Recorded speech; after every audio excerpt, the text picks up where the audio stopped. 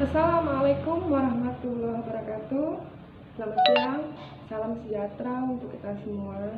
Saya berharap semua yang ada di sini dalam keadaan sehat dan tetap semangat untuk belajar hari ini. Baik, kira-kira ada yang absen hari ini? Hadir semua ya?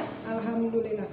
Baik, sebelum kita mulai pelajaran kita hari ini, terlebih dahulu mari kita berdoa sesuai dengan agama dan kepercayaan kita masing-masing.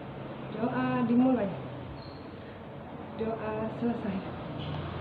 Baik, untuk mengingatkan kembali kalian, untuk pertemuan kita yang minggu lalu, kita sudah membahas tentang cerpen, yaitu unsur-unsur ekstrinsik pada sebuah cerpen.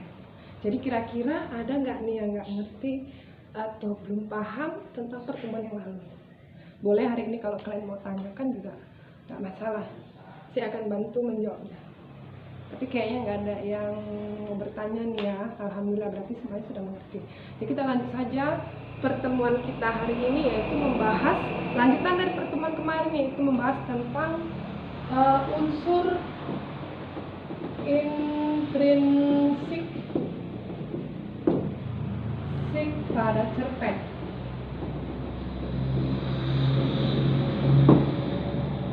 Kalau kemarin tentang unsur ekstrinsik, jadi kalau yang sekarang ini, hari ini kita akan membahas tentang unsur intrinsik pada cerpen.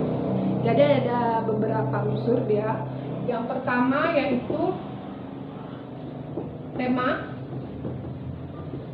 Kemudian yang kedua yaitu tokoh atau penokohan. Dan yang ketiga adalah gaya bahasa. Lanjut yang keempat adalah alur. Kelima, sudut pandang. Dan yang terakhir adalah amanat ataupun pesan. Oke, ini dia unsur-unsur intrinsik pada sebuah cerpen. Yang pertama tema, yang kedua tokoh atau penokohan, yang ketiga gaya bahasa, 4 alur, 5 sudut pandang, dan yang terakhir adalah amanat ataupun pesan. Baik, untuk yang pertama tema. Tema ini adalah pokok inti cerita ataupun ide ataupun gagasan yang ada pada cerpen tersebut.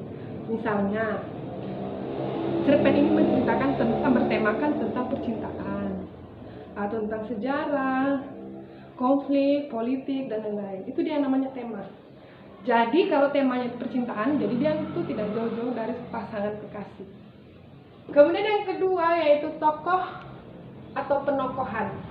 Jadi kalau tokoh atau penokohan itu bisa juga disebut watak yang diperankan ataupun karakter yang diperankan oleh para pemain yang ada di cerpen tersebut.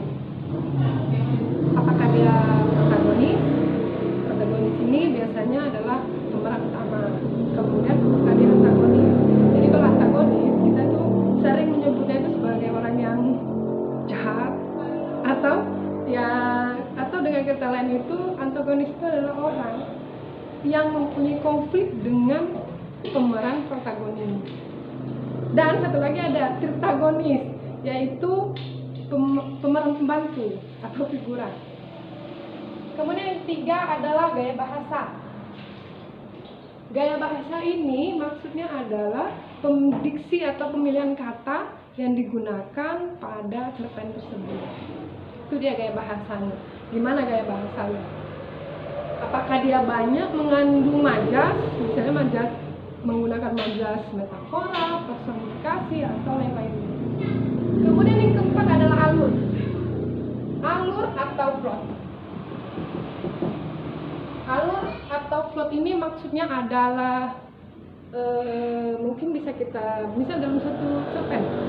Biasanya penulis itu ada yang menceritakan, pertama itu menceritakan tentang karakter, sifat-sifat daripada pemain. Bisa juga kadang-kadang penulis itu menceritakan tentang kejadian masa lalu dahulu, berarti dia alurnya mundur, baru dia kejadian masa lalu yang menimbulkan konflik yang terjadi pada cerpen tersebut yang nantinya akan diceritakan. Itu namanya alur. Kemudian yang kelima adalah sudut pandang. Sudut pandang ini maksudnya adalah penulis ini menceritakan cerpen itu berdasarkan kacamata, maksudnya berdasarkan kacamata siapa, ataukah berdasarkan kacamata dari penulis ataukah orang ketiga. Biasa kalau dia dari penulis tuh biasanya dia akan menceritakan banyak tentang aku ya kan. Jadi kalau orang ketiga itu biasanya dengan menggunakan kata dia. Itu dia sudut pandangnya. Kemudian yang terakhir adalah amanat ataupun pesan. Amanat ataupun pesan ini maksudnya adalah pesan-pesan positif atau yang disampaikan penulis melalui cerpen tersebut. Tapi biasanya pesan yang disampaikan oleh penulis ini tidak secara langsung, tapi biasanya bisa digambarkan pada sifat dari karakter pemain. Misalnya pemainnya ibunya itu orangnya baik, jadi bisa kita contoh. Jadi secara langsung penulis tadi memberikan pesan kepada kita untuk menjadi seorang ibu yang baik, agar anak-anaknya pun menjadi orang yang baik.